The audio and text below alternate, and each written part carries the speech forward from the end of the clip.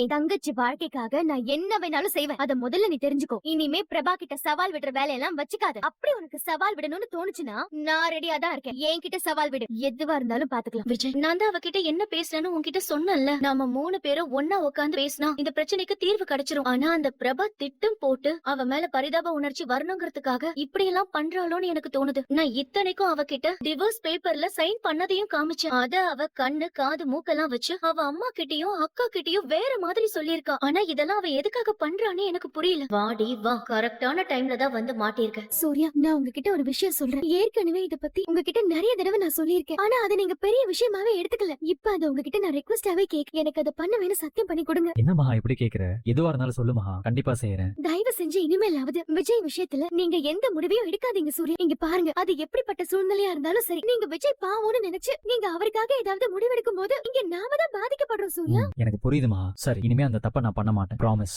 நீங்க இந்த சத்தியத்தை காப்பாத்தி உங்க தம்பி விஷயத்துல தலையிடாம இருந்தாதான் நான் என் தங்கச்சி வாழ்க்கையை சரி பண்ண முடியும். அனாமிகா சாதாரணமான ஆள் இல்ல சூர்யா. அவ பயங்கரமான ஒரு கேம் மறுபடியும் இந்த வீட்ல ஆட ஆரம்பிச்சிருக்கா. அவளுக்கு இறக்கும் காட்டி இந்த வீட்ல இருக்க விட்டது எவ்வளவு பெரிய தப்புன்னு இப்பதான் புரியுது. அவ இந்த குடும்பத்தை நிம்மதி இல்லாம ஆக்கிடுவாளோன்னு எனக்கு ரொம்ப பயமா இருக்கு சூர்யா. அவ ஆடுற கேம்ல விஜய் கொஞ்சம் கொஞ்சமா அவ பக்கமா சாஞ்சிட்டு இருக்காருன்னு தோணுது. ஒருவேளை நான் அனாமிகா கூட தான் வாழ்வேன்னு விஜய் சொல்லிட்டா எனக்கு என்ன பண்றதுன்னே புரியல சூர்யா. கவலைப்படாத.